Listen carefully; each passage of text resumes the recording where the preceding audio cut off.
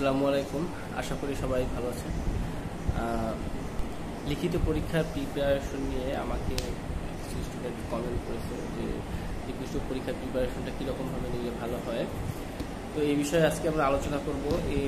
এটার সিলেবাস এবং লিখিত পরীক্ষার প্যাটার্নটা, এই প্যাটার্ন এবং সিলেবাস নিয়ে আমরা বিস্তারিত আজকে আলোচনা করব।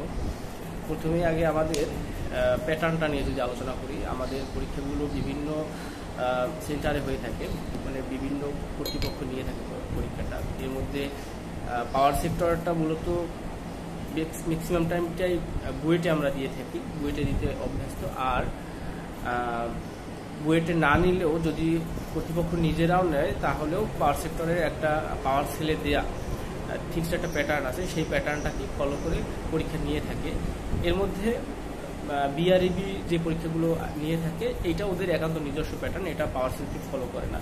তারপরও ওটা বাদ দিলে ম্যাক্সিমামটাই পাওয়ার সেলের দেওয়া যে প্যাটার্নটা, ওই প্যাটার্নটাকেই আমরা আদর্শ প্যাটার্ন হিসেবে প্রিপারেশন নিলে সেটাই বেস্ট হবে। তো সেটা আমরা জানি, তারপরও আবার একটু আলোচনা করছি যে পাওয়ার সেক্টর প্যাটার্নটা কীরকম থাকে। এখানে ডিপার্টমেন্ট থেকে 40 মার্ক থাকবে, যেটা স্ব ডিপার্টমেন্টের ম্যাথমেটিক্যাল বা থিওরিটিক্যাল টার্মগুলো থাকে। ম্যাক্সিমামটাই বুয়েট নিলে ম্যাথমেটিক্সের টার্মটা বেশি থাকে। এরপর অ্যানালাইটিক্যাল অ্যানালাইসিস, এই অ্যানালাইটিক্যাল অ্যানালাইসিস এটা মূলত জেনারেল ম্যাথ, এরপর মানসিক দক্ষতা, জ্যামিতি থাকে, ত্রিকোণমিতি থাকে, পরিমিতি থাকে, এমনকি কিছু কিছু ক্যালকুলাসের ম্যাথও থাকে। একদম বেসিক টাইপের সূত্র বা খুব সামান্য সাধারণ কিছু একটা দিয়ে দেয়। এগুলো যারা ইলেকট্রিক্যাল পড়ছে তারা অবশ্যই এটা পারে, ম্যাথ 1, 2, 3, 2তে বিশেষ করে এটা ভালোভাবে পড়ছে। এরপরে থাকে সাধারণ জ্ঞান থেকে 20 মার্ক থাকে। এই সাধারণ জ্ঞানের 20 মার্কটা মূলত একদম বিসিএস এবং প্রিভিয়াস যে প্রশ্ন ব্যাংক, বুয়েটের আমরা যদি হয়ে থাকি সেই বুয়েটের প্রিভিয়াস প্রশ্ন ব্যাংকটা সমাধান করলেই এই সাধারণ জ্ঞানের 20 মার্ক বা অ্যানালাইটিক্যাল এর 20 মার্ক এটা খুব তাড়াতাড়ি ক্যারি করা যায়। বা বাংলা, এরপর থেকে বাংলায় 5 মার্ক থাকে, ইংরেজি 5 মার্ক থাকে, বাংলা ইংরেজিতে মোট 10 মার্ক থাকবে এবং পাওয়ার সেক্টর থেকে 10 মার্ক থাকে। যদিও এখন বাংলা ইংরেজি এবং পাওয়ার সেক্টর এখানে মার্ক কম বাড়ে, অর্থাৎ পাওয়ার সেক্টরে কিছু কমাই দেয় আর বাংলা ইংরেজিতে একটু বাড়াই দেয়। তো আগে ফিক্সড প্যাটার্নটা বা পাওয়ার সেলের যে প্যাটার্নটা আছে সেটা আমি এভাবেই আছে, এটা আমি বললাম। এরপরে আমাদের আরেকটা পরীক্ষার বড় ক্ষেত্র হচ্ছে যে PSC, Bangladesh public service commission বা বাংলাদেশ কর্ম কমিশন। এখানে লিখিত পরীক্ষার প্যাটার্নটা আর পাওয়ার সেক্টরের প্যাটার্নটা সম্পূর্ণ আলাদা।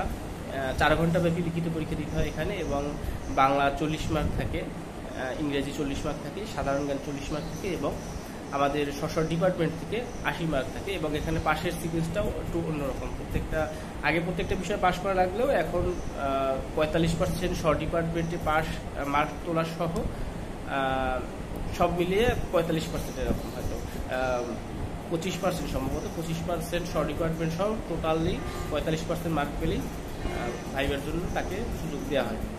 এটা সবসময় একই থাকে না, এটা ম্যান টু ম্যান ভেরি করে। যাই হোক, এই প্যাটার্নটা দুটো প্যাটার্ন এখানে আলোচনা করা হলো এবং এই প্যাটার্নের বাইরেও আমাদের অনেকগুলো প্যাটার্ন থাকে। সেই প্যাটার্নগুলো হচ্ছে আইবিএ প্যাটার্ন থাকে একটা। এরপরে কর্তৃপক্ষ নিজেরা যখন পরীক্ষার আয়োজন করে তখন এক ধরনের প্যাটার্ন হয়।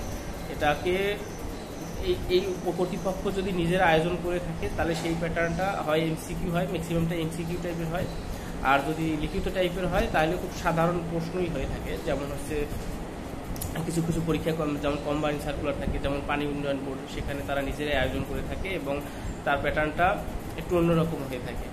তো মূলত হচ্ছে পাওয়ার সেক্টর এবং পিএসসি এই দুইটা প্যাটার্নকে যদি ফোকাস করে নিজের সিলেবাসটাকে কমপ্লিট করা যায় তাহলে বাংলাদেশে উপসহকারী প্রকৌশলী পদে প্রচলিত যতগুলো পরীক্ষা আছে সবগুলো পরীক্ষায় নিজেকে ফিট করা যায়, বা এটাকে এই দুইটা প্যাটার্নকে নিজের বেস করে সামনে আগালে পরীক্ষাগুলোতে টেকা যায় এবং ভালো মার্ক বা চাকরি পাওয়া যায়, সহজেই পাওয়া যায় যদি তুমি এই দুইটা প্যাটার্নকে ভালো মতো রপ্ত করে এই সিলেবাস আলোকে তুমি সামনে আগাতে পারো।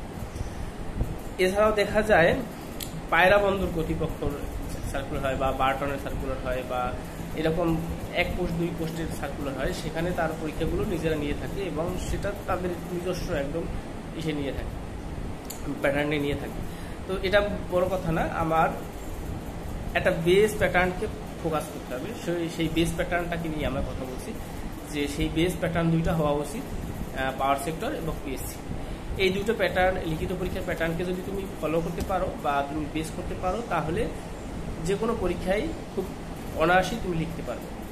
আর যত ভালো প্রিপারেশনে থাকুক না কেন, সবচেয়ে মূল কথা হচ্ছে চাকরি পাওয়ার জন্য অ্যাকুরেন্সি ঠিক থাকতে হবে। আমি যাই লিখি না কেন সেটার অ্যাকুরেন্সিটা ঠিক থাকতে হবে।